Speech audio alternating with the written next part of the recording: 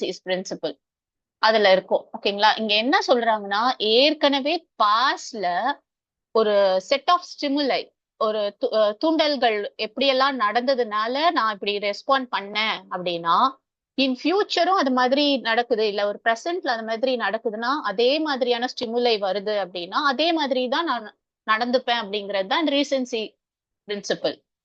ஓகேங்களா? What was being done in the past, the presence of a set of stimuli will tend to be done next when the stimuli combination occurs.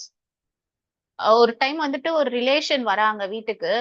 நம்ம அவங்க கிட்ட வந்து அவங்க வந்துட்டு நல்ல ஒரு ஃப்ரூட்ஸ், ஸ்வீட்ஸ் இதெல்லாம் வாங்கிட்டு வராங்க.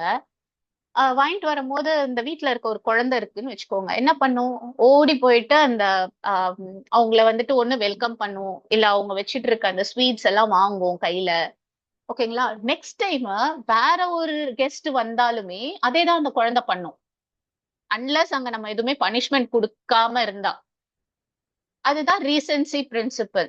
நீங்க ரீசென்ட்ன்னு கூட ஞாபகம் வச்சுக்கலாம்.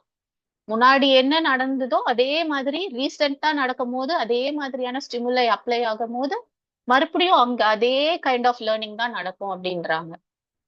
ஓகேங்களா? இது இது என்ன தியரின்னு சொல்ல முடியுங்களா? ரீசென்சி தியரி எங்க வருது?